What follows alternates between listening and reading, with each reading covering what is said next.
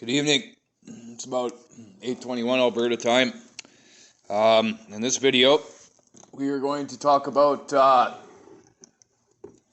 spotting equipment on a service rig. So if you're, say you're in the position I was in, riding the pump truck to the site. So you'll be in a convoy, like I was kind of explaining earlier on my last video there. You'll have your driller going out in front,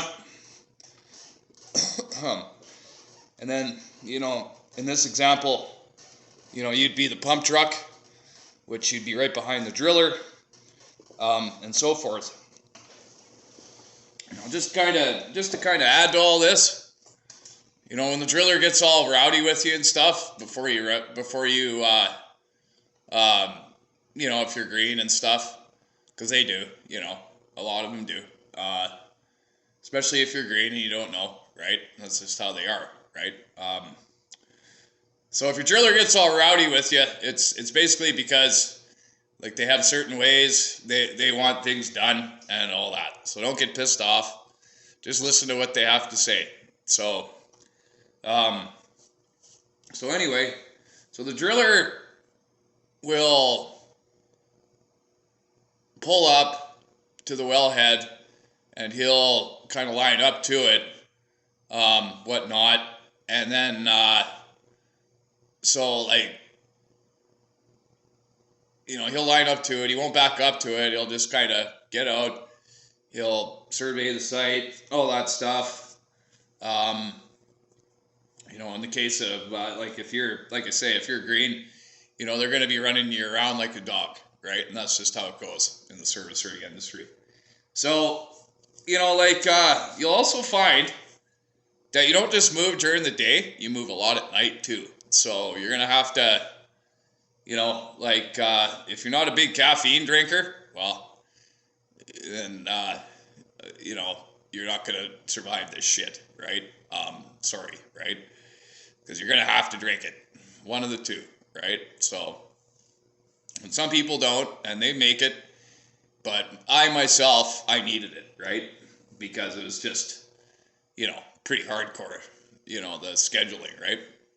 Which, the reason why you get certain different times to move and all that, it's because of the road bans, and if there are any, or what time you're allowed to get up, what time the oil company allows you to get on that site, when it's ready, all that shit, right? So either way, you got to be ready to move. Now that being said, in my previous video, I was talking about being a pothead roughneck or whatever. If you smoke pot, you're gonna really have to watch yourself with this stuff. Because, especially if you have, you're going to have to schedule your usage a little better than, you would if you were at home, right? You're if you have a rig move, blah, blah, blah, don't smoke before you go to sleep or anything like that.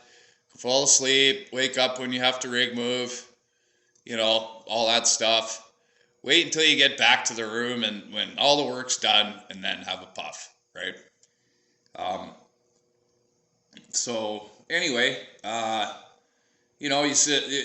get back to what I was saying, the driller spots up to the well. Like I said, they're going to be barking orders at you. All that. But the first main objective is to get that drill truck sputted on that wellhead. So you might be asked to back them up, all that stuff. It's a wellhead they're backing up to, so it's a very careful, slight backup, right? They're not going to be hurrying because they measure how far they have to be and all that stuff, right? So just to survive it, just listen to what people have to say and all that stuff, and just don't have an attitude about anything, okay? Now, you might get lucky and you might not, depending on when, as far as getting a rest or whatever. Depending on when you move, you can move right in the morning, which is cool because, everything's set up. You're rigged in, ready to go, which will bring me on to my next movie about rigging up. We won't talk about that yet because it's pretty, then you're getting into the nitty gritty of it all, right? So, but anyway, as far as, the rest of it goes, the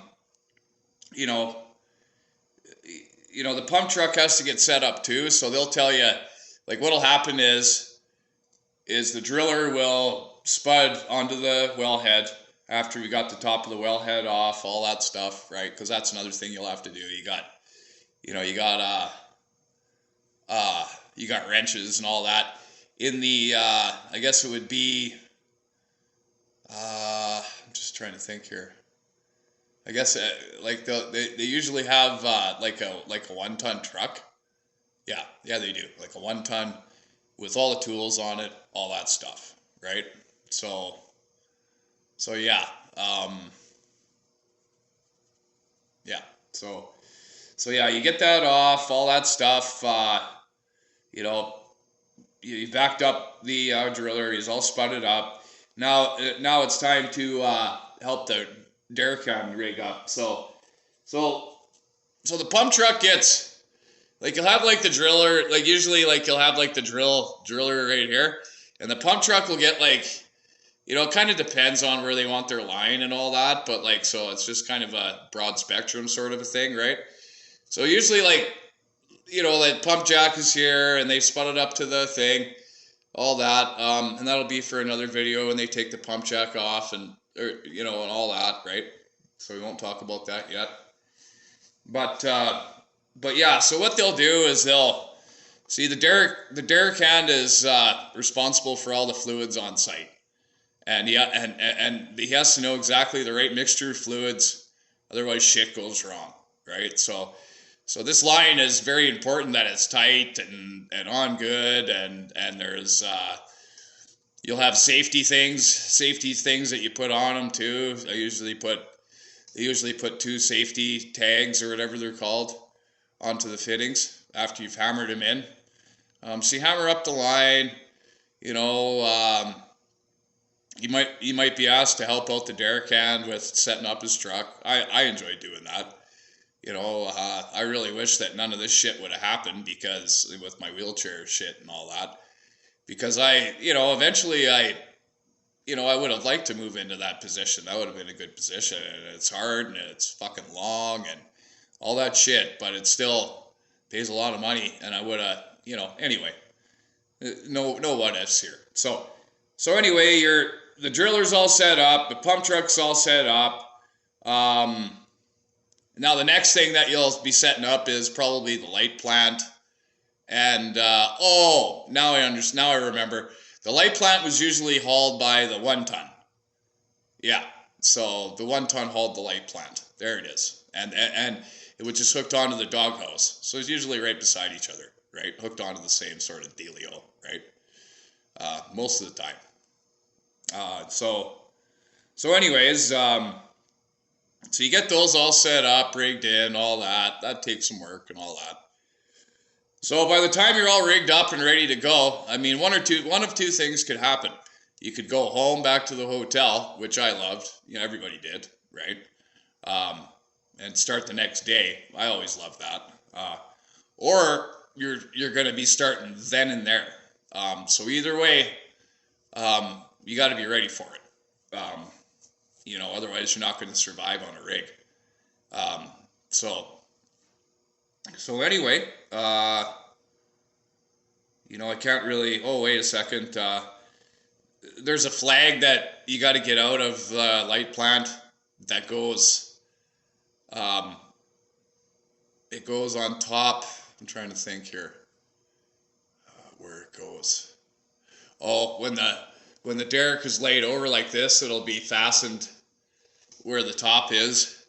So then when they bring up when they stand the rig, then the flag's there, right? So anyway, hopefully you've watched this movie this how-to video all the way through. One thing to remember too is, I worked on some pretty damn good rigs, so I didn't run into too much problems with this, but if you see other people doing shit that they shouldn't do behind the wheel, like don't be silent about it. Like, inform your supervisor, and hopefully they'll give a fuck enough to send that person home, and I'm sure they would. And I'm 100% sure that they would run that person off, right, for good or whatever. But yeah, like, that's another thing. Like, it's not about being a snitch out there when it comes to people driving all fucked up. And I'll just say it straight up, because this is my fucking channel, and I don't split hairs about anything. Yeah, like, just, and keep yourself safe, and don't drink and drive, and don't be doing drugs before you do a fucking move. All right. This is El Gesso, guys. Signing off. Peace.